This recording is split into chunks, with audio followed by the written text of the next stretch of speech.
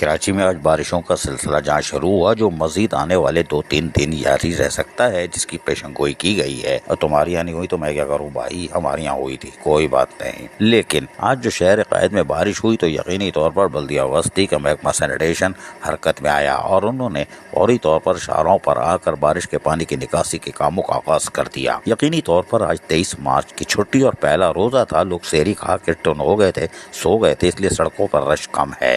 اور پھر وہ ظہر کی نماز سے پہلے اٹھے اور نماز پڑھ کے شاید پھر لیٹ گئے ہوں اور پھر نکلے ہوں گے گھر سے، لیکن شہری بلدیہ وسطی کے محکمہ سینیٹیشن نے اپنا کام جاری رکھا تاکہ لوگوں کو جب باہر آئے تو صاف ستھرا ماحول ملے۔ اور یقینی طور پر بارش رک گئی تھی جس کی وجہ سے کاموں میں آسانی رہی، جبکہ مساجد، امام بارگاہوں کے اطراف بھی سینیٹری ورکروں نے صفائی کا کام جاری رکھا تاکہ آنے والے لوگوں کو تراویح کے موقع پر کسی قسم کی مشکلات کا سامنا نہ کرنا پڑے۔ یہ بھی اچھا طریقہ ہے۔ یقینی طور پر 100% رزلٹ کوئی نہیں دے سکتا، فرشتے دے سکتے ہیں، لیکن محکمہ سینیٹیشن، بلدیہ وسطی، لیاقت آباد ٹاؤن، ناظم آباد ٹاؤن نے ثابت کر دیا کہ ان کے سینیٹری ورکر صبح ہو یا شام ہو، دن ہو یا رات ہو، کرونا وائرس ہو یا آندھی ہو، طوفان ہو، بارش ہو، گرمی ہو، سردی ہو، جھاڑا ہو، برسات ہو، وہ شاہراہوں پر رہتے ہیں۔ اور ان کے افسران، چاہے وہ ڈپٹی ڈائریکٹر ہو، ڈائریکٹر تو خیر آج کل فل کسی اور کام میں لگے ہوئے ہیں، یعنی کہ پیری مریدی میں لگ گئے، ہاتھ چوم رہے ہیں، کوئی بات نہیں۔ Deputy director, C S I, inspector وغیرہ کام کر رہے ہیں، کوئی بات نہیں، لیکن بلدیہ وسطی محکمہ سینیٹیشن کا عملہ کاموں میں مصروف ہے،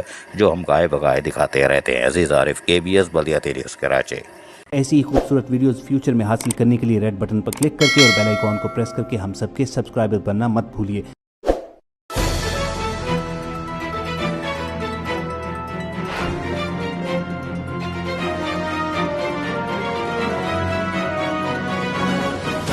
KBS بلدیات نیوز۔